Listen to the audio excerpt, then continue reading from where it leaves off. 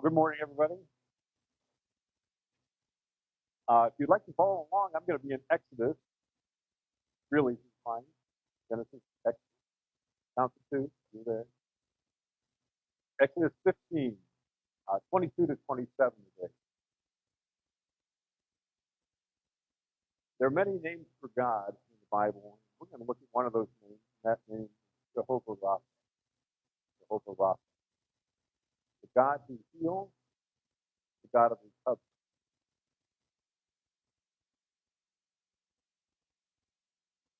So we go back to the time of the Exodus. Moses has just led the Israelites across the Red Sea, and now they're wandering in the desert for 3 days without water. They finally come across some water, but something. What now? Starting with verse 22. Then Moses led Israel from the Red Sea, and they went into the desert of Shur. For 3 days they traveled in the desert without finding water. When they came to Marah, they could not drink water because it was bitter. That is why the place is called Marah. So the people grumbled against Moses, saying, "What are we to drink?" Then Moses cried out to the Lord, and the Lord showed him a piece of wood. He threw it in the water, and the water became fit to drink. There the Lord issued a ruling and instruction for them to put them to the test. He said, "If you listen carefully to the Lord your God and do what is right in his eyes, if you pay attention to his commands and keep all his decrees, I will not bring on you any of the diseases I brought on the Egyptians, for I am the Lord who heals you." Jehovah. Then they came to Elim, where there were 12 springs and 70 palm trees, and they camped there near the water. And so what we see here are a couple of situations going on. Number one, we see the condition of faith and trust in God. I can imagine how they must have felt. They're going across the desert. I'm sure they're quite thirsty. They could only carry so much water with them.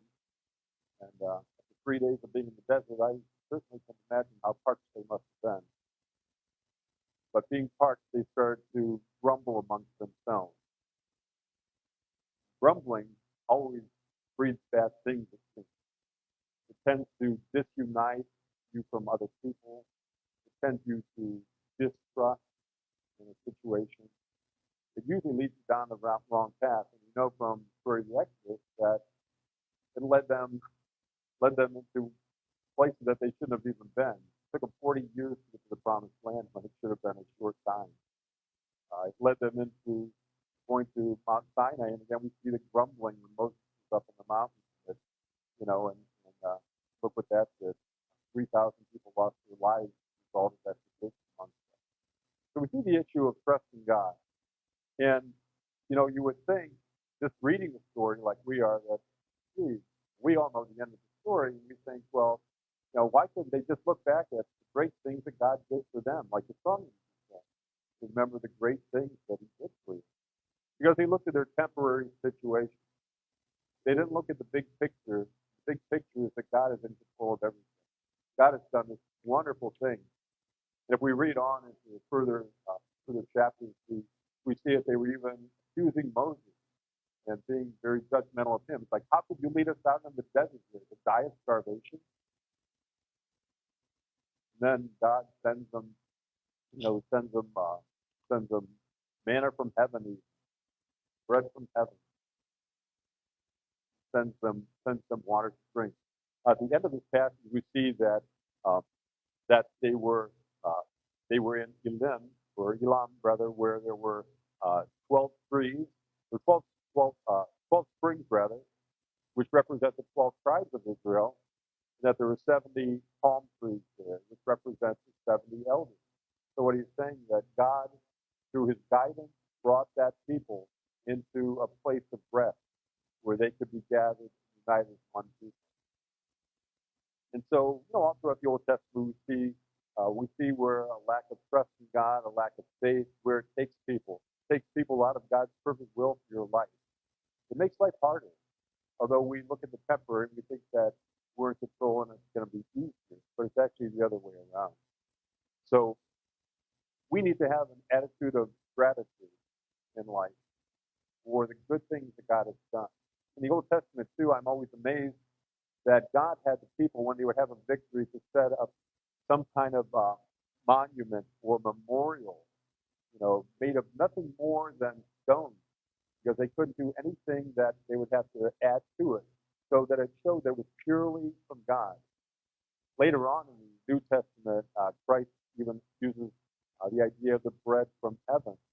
And he's saying that that bread didn't come from Moses. It came from God. God gave them bread. He gave them quail in the desert. But it didn't come from man. It came from God. So he's saying, trust in me. Keep my commandments. Keep my law. Um, the Jews look at this as representing the Torah.